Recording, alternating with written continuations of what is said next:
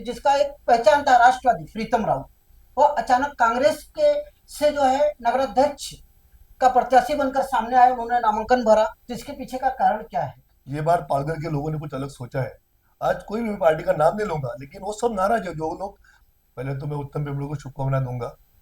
बात ऐसी थी कि हम लोग महाविकास अघाड़ी लड़ने वाले थे साथ में। They want to change. मतलब इस बार रोटी पलटी होगी ऐसा? 100% पलटी हो जाएगा। इलेक्शन को भी 2 तारीख और आज तारीख है, कितना 23 तारीख। 8-10 दिन बचे, आज भी कोई नहीं बोल रहा है पालघर की समस्या पर। किसी को बड़े बड़े सभा लगा के बड़े पोस्टर लगा के डेवलपमेंट नहीं होती ना। प्रॉब्लम क्या है सर मालूम है कि ये इलेक्शन में पालघर को मैं लीडर देना चाहता हूँ, लीडरशिप देना चाहता हूँ। क्योंकि मैंने बोला है कि जिस जिस जिस शहर को लीडरशिप नहीं है ना, उस शहर की हालत पालघर जैसी होती है सर। तो आप देखो कि मैं लगातार सालों साल मेरे पालघर की समस्या में बात कर रहा हूँ। मैं आप और कोई आदमी दिखाओ जो बात कर रहा है।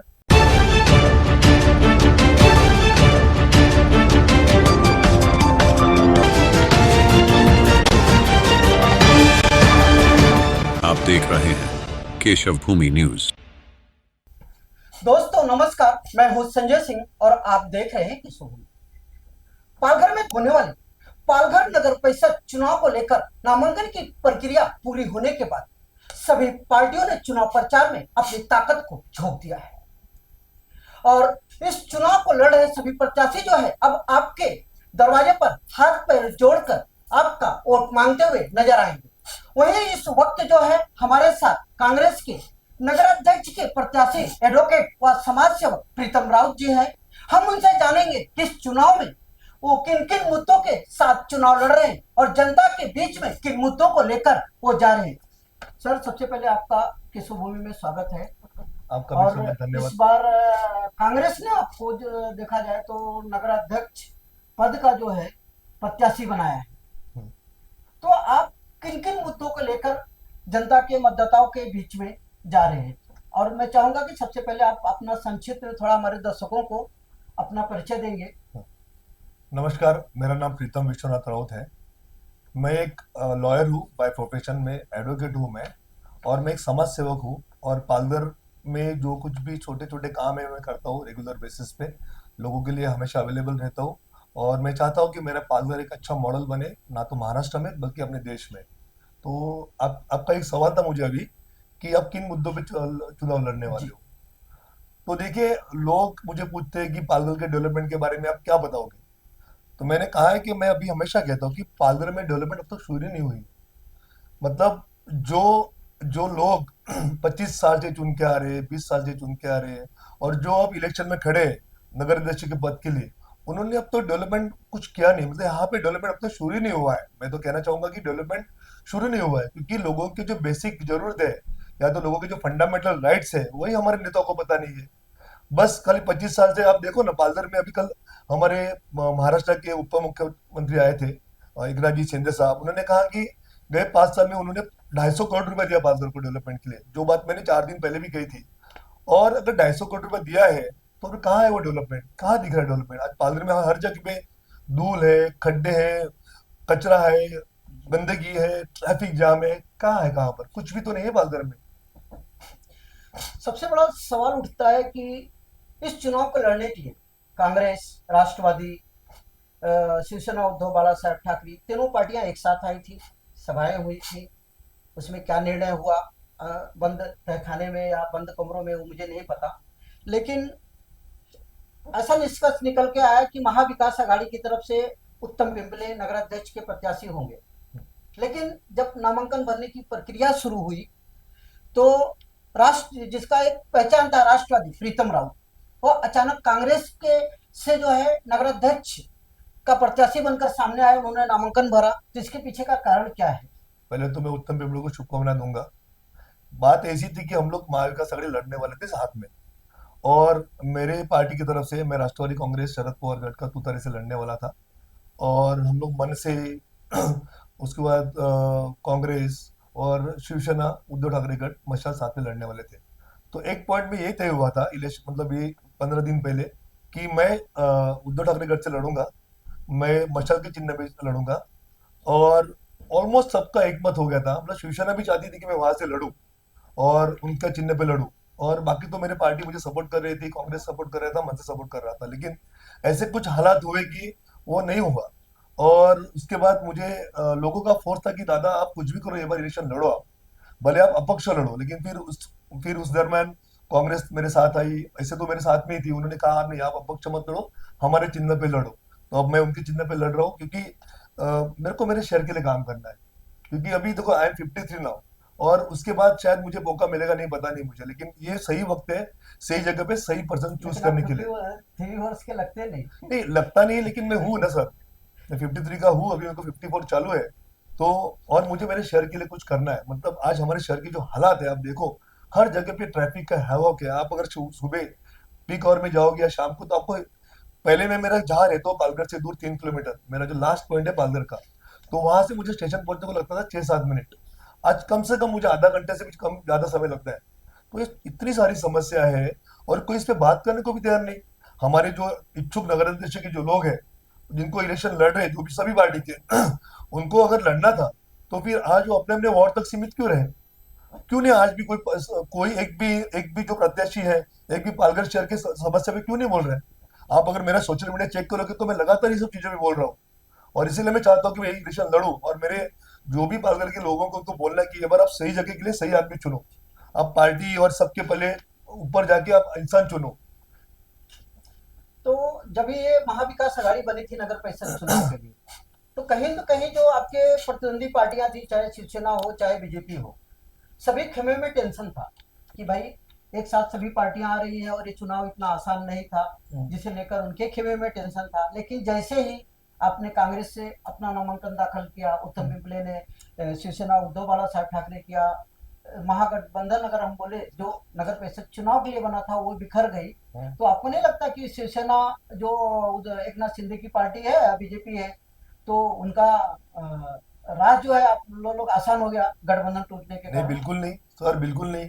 ये बार पालघर के लोगों ने कुछ अलग सोचा है। They want change. मतलब इस बार रोटी पलटी होगी ऐसा? 100% पलटी हो जाएगा। और ये लोग जो बाकी पार्टी में गए हैं, वो तो सब पार्टी बदल के गए हैं ना। और आज आज आप देखो जो पार्टी में सबको टिकट दिए गए हैं, जो उनके मूल जो लोग थे उनको टिकट ही नहीं मिला है।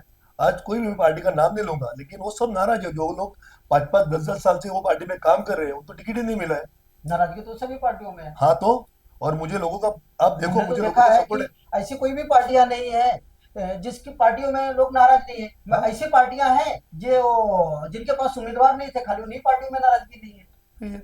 और एक बार आप देखोगे ना, आप सोशल मीडिया चेक करोगे ना, तो लोगों ने एक बार कुछ अलग तय तो किया आपको है। लगता है कि इस बार सोशल मीडिया सबसे ज्यादा महत्वपूर्ण भूमिका हंड्रेड निभाएगी? परसेंट आप अगर आप देखोगे, आज हर इंसान के पास स्मार्टफोन है। आज पालघर की जो पॉपुलेशन और वोटर्स है, उसमें 44% यंग जनरेशन जेंजी है, यंग जनरेशन है। और मैं उनको अपील करना चाहता हूँ कि आप लोग जो सोशल मीडिया में लिखते हो कि पालघर के ऐसे हालात है, वैसे हालात है, ऐसा होना चाहिए, तो फिर आप इस इलेक्शन में वोटिंग करने के लिए बाहर निकलो।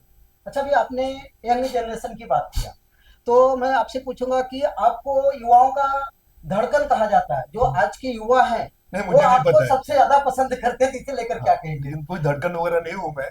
लेकिन अच्छा, आपको शायद पता होगा, मुझे नहीं सब पता है। नहीं, आपको तो जो युवा है पालघर के वो काफी पसंद करते हैं। हाँ तो उनको और युवाओं की जुबान पे मुझे लगता है आपका सबसे ज्यादा नाम रहता है। अच्छी बात है सर, क्योंकि उनको मालूम है ना कि कौन आदमी कहाँ पे काम कर रहा है, उनको दिखता है ना। अगर आप मेरे सोशल मीडिया फॉलो करेंगे, आप देखोगे मैं लगातार सालों साल मेरे पालघर की समस्या में बात कर रहा हूँ मैं। आप और कोई आदमी दिखाओ जो बात कर रहा है। इलेक्शन को भी 2 तारीख और आज तारीख है, कितना 23 तारीख, 8-10 दिन बचे, आज भी कोई नहीं बोल रहा है इस पालघर की समस्या पर। किसी को बड़े बड़े सभा लगा के, बड़े पोस्टर लगा के डेवलपमेंट नहीं होती ना। प्रॉब्लम क्या है सर मालूम है क्या? ये इलेक्शन में ना, ये इलेक्शन में पालघर को मैं लीडर देना चाहता हूँ, लीडरशिप देना चाहता हूँ। क्योंकि मैंने बोला है कि जिस जिस जिस शहर को लीडरशिप नहीं है ना, उस शहर की हालत पालघर जैसी होती है सर। आप देखिए पालघर में लीडरशिप कहाँ है? हम लोग बाहर से लीडर लाके कुछ नहीं कर सकते, हमको हमारी लीडरशिप क्रिएट करनी है। और मैं ये सब क्यों करता पता है? क्योंकि मुझे मेरे शहर से बहुत प्यार है। और मैं मेरे शहर से प्यार नहीं करूंगा तो कौन करेगा सर? मेरे शहर से मैं नहीं प्यार करूंगा तो कौन करेगा? और ये इलेक्शन में मैं प्रूव करना चाहता हूँ कि हमारे शहर को लीडरशिप चाहिए। अगर अच्छे लीडर्स बनेंगे तो अच्छे पालघर का शहर का डेवलपमेंट होगा, क्योंकि हमारा डेवलपमेंट अब तक शुरू ही नहीं हुआ है सर। अच्छा, हम अगर एडवोकेट प्रीतम रावत की बात करें तो एक अच्छे बिजनेसमैन भी है, हम्म। उसके साथ में वो ग्रीन मैन हम्म। के रूप में भी जाने जाते हैं। अगर हाँ। हम पालघर की सड़कों पर गुजरते हैं तो पालघर की सड़कों के दोनों किनारे जो पेड़ नजर आते हैं वो हमेशा प्रीतम राउत की याद दिलाते हैं। जो लोग जानते हैं, जो नए लोग हैं, मैं उनकी बात नहीं करता हूँ, जो पालघर के लोकल लोग हैं यहाँ पे जो हमेशा रहते हैं, उन पेड़ों को देखकर आपकी छवि उन पेड़ों में लोगों को दिखती है।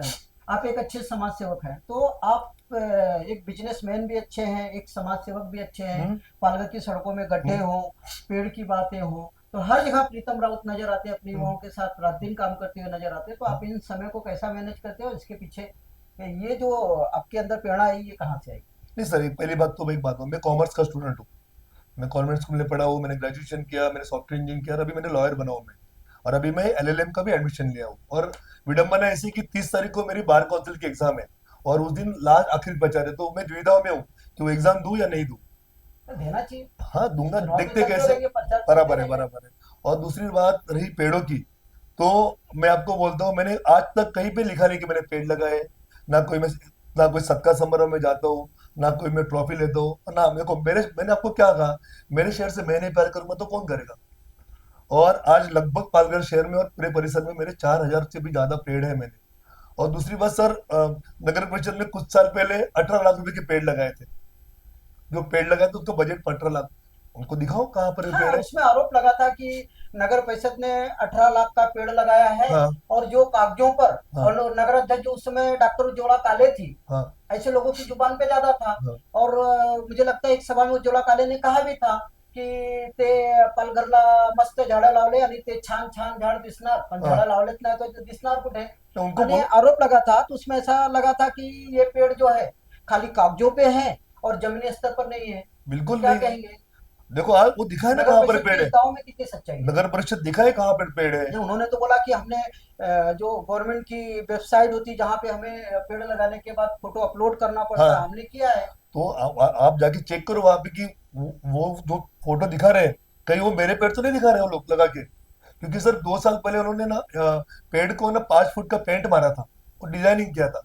जो पेड़ को मैंने उससे 1 साल पहले मैंने पेंटिंग किया था चुना या एक्रिलिक पेंट मार के, मेरे को सिर्फ 12,000 रुपये खर्चा आया था। और उसी कलर मारने के लिए उन्होंने 11 लाख रुपए का बिल निकाला था। तो तब आपको ऐसा लगता है कि नगर परिषद में जो लोग भी थे, हाँ, वो लोग ने पालघर वासियों के ऑक्सीजन में भी भ्रष्टाचार कर दिया, डेफिनेटली जो किया है, पेड़ निःशुल्क देते हैं। डेफिनेटली किया है। और लोगों को ये सब पता है, लोग सब जानते हैं। और ये आने वाले इलेक्शन में लोग दिखा देंगे कि उनकी कोई जरूरत नहीं है। क्योंकि आप देखो ना सर, ये जो कुछ भी प्रत्याशी लड़ रहे हैं, वो क्या 25-25 साल से है, और क्या पालघर, जिन्होंने अपना वार्ड डेवलप नहीं कर सके। आज सर पालघर शहर, आपको एक बात बोलता हूँ मैं, आज पालघर शहर, आपको, आप बोईसर से आते हो, मनोर से आते हो, माहिम से आते हो, सातपेड़ी से आते हो, आपको पता चलता है हमारा शहर कहाँ शुरू होता है? नहीं, आज कोई प्रवेश द्वार है हमारे शहर को? नहीं है। नहीं है। आज आपको बोलता हूँ, आज मैंने एक सर्वे किया है, उसमें पता चला है कि पार्लर की पॉपुलेशन अभी आज 1.5 लाख होगी, ऑलमोस्ट होगी, 1.5 लाख के पार होगी। और अभी जो 11 माला 16 माला का बिल्डिंग बन रहा है, उसके बाद तो आने वाले 2 साल में डबल हो जाने वाला है। बराबर है। आज लगभग पालघर की पॉपुलेशन 1.5 लाख है, उसमें से 70,000 महिलाएं हैं। और आज जो अपने वोटर्स है वो 56,000 वोटर्स है। बराबर है।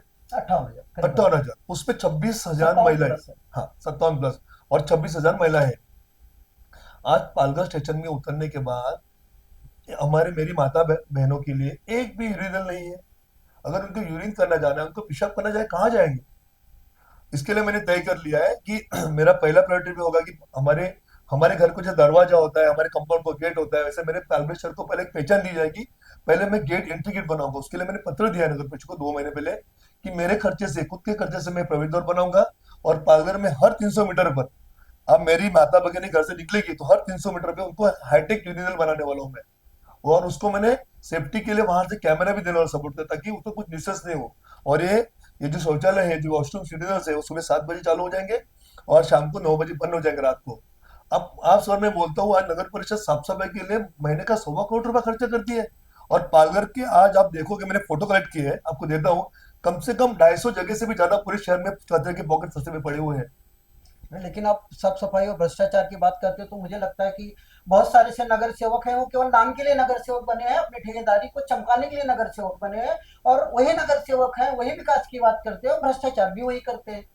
तो ऐसे लोगों पे क्या कहेंगे आप? सर क्या प्लान है ऐसे चीजों के लिए आपके अभी पास? जनता को दिखाना है, क्योंकि जब ये चुन के आते हैं, ये ठेकेदार बन जाते हैं। अभी देखो, इलेक्शन के 7-8 दिन में हर हर नगर सेवक का नगर अध्यक्ष 4-4 बार लोगों के पास जाएगा, फिर एक बार भी नहीं जाएगा सर। आप देखो क्रिस्टल पार्क के बाहर जाके देखिए अब क्या हालत है। आज वो पानी सालों साल गटर के बाहर आउटपुट ही नहीं है, पूरा गंदगी, टॉयलेट का पानी, गटर का पानी। आप जा नहीं पाओगे, और इतने कम से कम 1000 2000 की लोक संख्या है वहां पर, और कोई कुछ नहीं कर रहा है। हमारे पास ना तो भुयारी गटर है, ना की कोई प्लानिंग है, ना कोई ईटीपी प्लांट है, ना अब तक हमारे पास कोई अंडरग्राउंड लाइट की कोई के बारे में बोल रहा है। एक भी इंसान डेवलपमेंट की बात ही नहीं करता कि वो लोग डेवलपमेंट क्या, वो लोग जानते ही नहीं सर। उनको जो लोगों के फंडामेंटल रिक्वायरमेंट्स है, उनको पता नहीं लोगों को क्या चाहिए। अच्छे रास्ते लगते हैं, साफ सफाई लगती है, पानी लगता है, और स्ट्रीट लाइट लगती है। कौन बोलता है क्या सर कि मेरे घर पे आके राशन भर के दो, मेरे घर पे टीवी ला के दो, या मेरे को कार चाहिए? कोई नहीं बोलता सर। आपको एक बात बोलता हूँ, आज भी नगर परिषद के अपने वर्ष 27 साल में हमको आज भी 5 MLD पानी सैंक्शन है हमारे लिए, पालघर के लिए। वो पानी 27 गांव के साथ पालघर को मिलता है। और विरार जो यहाँ से सूर्या नदी से 56 किलोमीटर है, और पालघर 8 किलोमीटर है, विरार के लिए 150 MLD पानी सैंक्शन है। हमको बाय लॉ हमको 140 लीटर पानी देना चाहिए, हम लोग 70 लीटर पानी नहीं दे पा रहे हैं, और कोई कुछ नहीं कर रहा है सर। जो जो खड़े इलेक्शन में जो 25 साल 20 साल से लड़ रहे, चुन के आ रहे, बैठ रहे वहां पे, उनको पूछो सवाल, उनसे जवाब मांगो आप, उन्होंने क्या किया पालघर के लिए। अच्छा, मुझे बताइए कि नगर परिषद बने करीबन 27 साल से ज्यादा का वक्त बीत चुका है। यस। तो इन 27 सालों में अगर पालघर शहर का विकास नहीं हुआ है, और जो यहाँ के मतदाता हैं, पालघर के लोग हैं, अभी तक वो मूलभूत सुविधा जो होती है उसके लिए लड़ रहे हैं 27 सर सालों से, तो इसके लिए आप किसको जवाबदार मानते हैं? सर देखिए, पहली बात तो लोग, देखो शहर का विकास नहीं हुआ, लेकिन ये जो चुन के आए उनका विकास हुआ है ना सर। ये लोग बंद है, एसी गाड़ी में घूमते हैं कांच बंद करके, उनको लोगों के रास्ते के खड्डे धूल मिट्टी के बारे में क्या मालूम पड़ेगा? उनको एयर पोल्यूशन कितना है पालघर में आज। सर में हमने अभी 1 महीने पहले मास्क बांटे थे, क्योंकि जो रिलायंस मॉल के बाहर से रास्ते की हालत इतनी खराब है, मतलब पालघर के हर जगह पे धूल मिट्टी है। तो हमने ना मास्क बांटे थे। तो मैं मास्क बांट रहा था, इतने में एक लेडी के साथ एक 7 8 साल का एक बच्चा था। और मेरे को बोलता है, काका आप, अरे तुम्ही हे मास्क वाटतात तो मी गॉगल पण का नाही वाटत? वो बोलता है, आप चश्मा क्यों क्योंकि नहीं बांटते हो? अपेक्षाएं, लोगों की जो समस्याएं होती है तो अपेक्षाएं भी बढ़ती हैं हाँ, तो उसके। देखो लोग क्या करते हैं, देखो कोई भी आदमी जाता है लोगों के पास, बोलता है मैं काम करूंगा। अगर उसमें लोगों की क्या गलती है? हमारे हमारे वोटर्स की कोई गलती नहीं है, वो तो स्वच्छ मन से उनको चुनते हैं। लेकिन ये बार उन्होंने तय कर, ये बार बदलाव होगा सर, 100% बदलाव होने वाला है, आप देखिए। अगर हम शिवसेना की बात करें, कल शिंदे साहब आए थे, डिप्टी सीएम भी हैं, और मुझे लगता है कि पालघर की अगर हम बात करें तो ये पालघर की कमान, चाहे चुनाव प्रचार हो या विकास की चीजें हो, तो ये सबसे ज्यादा शिवसेना का गढ़ माना जाता था। पालघर की कमान जो एक नाथ शिंदे के हाथ में होती थी, और कल उन्होंने बोला है कि पालघर का जो विकास है वो शिवसेना ही करेगी। जबकि देखा जाए तो 27 सालों से नगर परिषद की सत्ता जो है वो शिवसेना के पास है। शिवसेना के कुछ नगर सेवक है जो लगातार जनता जिन्हें चुनकर दे रही है, वो हमेशा एक ही बात कहते हैं कि 30 साल से हमें जनता का प्यार मिला है, जनता ने हमें दिया है। लेकिन कहीं तो जनता ने उनको प्यार दिया, लेकिन उन्होंने जनता को ठोकर दिया उसके बदले नहीं में। नहीं, जनता ने तो उनको प्यार दिया ना सर, तो उनको भी जनता को प्यार देना चाहिए। प्यार मतलब क्या होता है? रिटर्न में प्यार, तो कोई भी चीज गिव एंड टेक होती है। जैसे अगर हम लोग रिस्पेक्ट दोगे दोगे तो मिलेगा। तो अगर उन्होंने कुछ देना था तो उनको डेवलपमेंट देनी थी। और देखो शिंदे साहब महाराष्ट्र के मुख्यमंत्री थे, उप मुख्यमंत्री, उनके बारे में कुछ नहीं कहूंगा। लेकिन अगर उन्होंने कहा है कि हम लोग लेकिन आप डेवलपमेंट जानते करेंगे। हैं, मेरा सवाल ऐसा था कि शिवसेना का जो ये भरोसा है, ये विश्वास है, हाँ, इसे कैसे आप रोकोगे जनता के बीच में, और मैं कैसे वही तो कम सर, करोगे? वही तो बोलना चाहता हूँ। अगर वो उन्होंने कहा है कि मैंने 250 करोड़ रुपए दिया है, तो 250 करोड़ रुपए का काम कहाँ पर है? और जो बेसिक एक्चुअली प्रॉब्लम क्या मालूम है क्या? डेवलपमेंट क्या करना चाहिए इनको पता नहीं है। शिंदे साहब ने दिया होगा पैसा, लेकिन इनके पास कोई विजन ही नहीं सर। आप पूछो इनको, इनके क्या विजन है, ये लोग बात नहीं कर पाएंगे विजन पे। अभी मैं एक एग्जांपल देता हूँ। हमारा जो कॉलेज रोड है, बराबर है, वहां पे एक तालाब है बड़ा, वहां पे डेवलपमेंट का काम चालू कर दिया है। वहां पे उन्होंने 10 करोड़ रुपए सैंक्शन किए हैं उन्होंने डेवलपमेंट के लिए, बराबर है। अब उन्होंने पूरा भरा हुआ तालाब का पानी बाहर निकाल रहे हैं, जबकि ये काम उनको मार्च के बाद कर चालू करना चाहिए था। अब वो सर पता है, वहां से ग्रेविटी से बाहर पानी इजीली आ सकता है। उन्होंने वो टेंडर में उसके अंदर पानी निकालने के लिए 27 लाख रुपए खर्चा दिखाया, 27 लाख रुपए पानी निकालने के लिए। जबकि पालघर की आज हालत ऐसी है कि 350 फुट के नीचे पानी का लेवल गई है। इनको जो पानी जो था ना, वो पानी खत्म होने के बाद, अप्रैल महीने के बाद काम चालू करना चाहिए था। तो शिंदे साहब को ये बोलना चाहता हूँ मैं कि आप, आपके लोग, आप देते हो पैसा, लेकिन वो काम, पैसे का काम नहीं होता सर। अच्छा, पालघर नगर परिषद में हमेशा भ्रष्टाचार का ही आरोप लगता है, क्योंकि हम जब आम जनता में घूमते हैं, आम मतदाताओं में घूमते हैं, सभी वर्ग के लोग एक ही बोलते हैं कि अ, पालघर नगर परिषद में सबसे ज्यादा भ्रष्टाचार है। यहाँ तक कि बहुत सारे ऐसे नगर सेवक हैं जो चुन के गए, वो खुद बोलते हैं भ्रष्टाचार बहुत ज्यादा है, लेकिन मुझे लगता है इस भ्रष्टाचार रोकने में वो कहीं तो कम पड़ते हैं। हम सभी नगर सेवक को खराब नहीं बोल सकते, अच्छे नगर सेवक भी हमने देखे हैं जो नगर परिषद में है और जिनकी इच्छा है कि पालघर का हो, लेकिन कहीं कहीं वो शायद बौने साबित हो। तो जिस तरह भ्रष्टाचार हो रहा है, इसे कैसे रोका जाए? सर मैं 2014 से 2019 तक मैं नगर सेवक था। आप मेरा हिस्ट्री चेक कर लीजिए, मैंने मेरे गांव में काम किए। आज भी मैंने बनाए हुए 2017 के रोड आज भी ऐसे के वैसे इंटेक्ट है। और मैं यही तो इसके लिए तो मैं आ रहा हूँ वापस चुनाव में कि अगर मैं मेरा कमीशन नहीं लूंगा ना, तो क्या हिम्मत है कॉन्ट्रैक्टर की और किसी की को भ्रष्टाचार करे। मैं खुद खड़ा होकर सब काम करूंगा सर। प्रॉब्लम है कि लोग पॉलिटिक्स को प्रोफेशन करके आते हैं और मेरा मेरा खुद का व्यवसाय है, मेरी जो जरूरत है बहुत कम है। और मैं इसलिए चुनाव के लिए आ रहा हूँ कि ताकि मैं अगर मैं खुद कुछ नहीं करूंगा ना भ्रष्टाचार, तो किसी और की भी हिम्मत नहीं होगी सर। तो आपको लगता है कि जो भी नगर सेवक या नगर अध्यक्ष इस बार चुन के आएंगे, हर महीने या हर 6 महीने में उन्हें एक श्वेत पत्र लाना चाहिए कि हमने क्या क्या 100% काम लेना किया है, चाहिए। और जनता को बताना चाहिए कि भाई इतना फंड आया था, इस फंड से हमने इतना किया और इसमें भ्रष्टाचार नहीं हुआ है। उनको तो तो हलफनामा ये तरीका अपनाना चाहिए नगर परिषद उनको को। तो हलफनामा देना, श्वेत पत्र हलफनामा देना चाहिए। अगर मेरा कुछ भी मिलता है भ्रष्टाचार, तो मुझ पर कार्रवाई हो। तो आपको उनका ऐसा लगता है? हाँ लगना होना चाहिए, जवाब देना चाहिए। तुम आपको पॉलिटिक्स में है ना सर, सोशल वर्क के लिए आना चाहिए, ना कि पैसा कमाने के लिए। अगर आपको पैसा कमाने का है, तो फिर आप कोई व्यवसाय करो या कहीं नौकरी करो, फिर आप पॉलिटिक्स में मत आना। मेरा तो साफ साफ कहना है सर। लेकिन बहुत लोग तो बोलते हैं कि इस चुनाव में हम 40 लाख खर्चा कर रहे हैं, 50 लाख खर्चा करते कि चुनाव में इतना इतना खर्चा होता है। एग्जैक्टली। तो हम कहाँ से लाएंगे? हम हमारे घर से थोड़ी ला के देंगे। बिल्कुल नहीं। तो इसीलिए मैं लोगों को कहना चाहता हूँ कि एक बार इलेक्शन में आप पैसा मत लेना। और आप एक बार पैसा नहीं लोगे ना, तो आप सही इंसान चुनोगे फिर। और अभी वक्त आ गया है कि सही पोस्ट के लिए सही इंसान चुनो। आप पार्टी विलिटी सब छोड़ दो, आप इंसान देखो।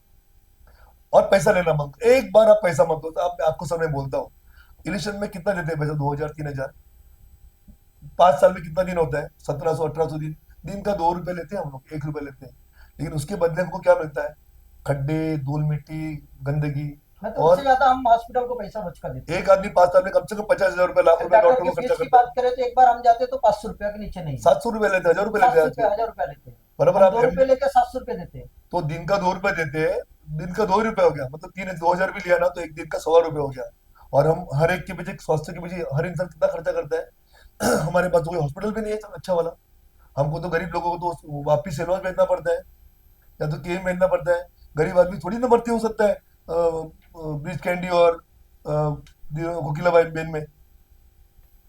तो मुझे एक चीज लास्ट सवाल है कि जब हम टैक्स भरते हैं नगर परिषद को, जिसे घर पट्टी मराठी में कहा जाता है, इस पे बहुत सारे चीजें लिखी जाती है, अलग अलग टैक्स लिया जाता है। मैं उसमें केवल 2 ही टैक्स की बात करूंगा, एक वृक्ष कर यानी दूसरा शिक्षण कर। बराबर।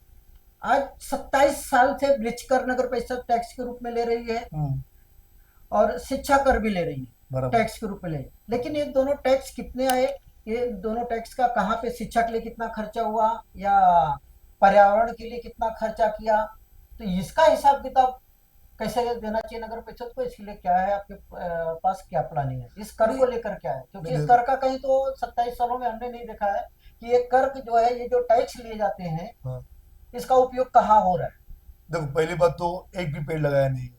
बराबर है, मतलब वृक्षारोपण का कोई सवाल नहीं रहता है। उल्टा ये लोग जितने भी हेरिटेज पेड़ है, वो सब हेरिटेज प्लांट को काट रहे हैं लोग। बिल्डर्स आते हैं तो पहला वो पेड़ काट। डेवलपमेंट कैसे होता है पता है अपने हमारे यहाँ? पेड़ काट के डेवलपमेंट शुरू होती है। और मैं हमेशा कहता हूँ कि development should be not at the cost of breath. आप सांस को लेके डेवलपमेंट नहीं कर सकते हो। तो और दूसरी बात, शिक्षण तो हमारे पास कहाँ स्कूल है? तो मुझे पालघर में अभी सर क्या हुआ है, इन्होंने हर जगह पे हर वार्ड में क्या किया पता है? हर वार्ड में 5-5 6-6 गार्डन बनाए हैं। जबकि आज पालघर की ट्रैफिक की समस्या है कहाँ होती है, क्योंकि अगर हम लोग हर वार्ड में एक एक मार्केट खड़ा करेंगे ना, तो ऑटोमेटिकली गर्दी कम हो जाएगी सर। और हमारे लिए स्कूल बनना चाहिए, बहुत सारी चीजें हैं।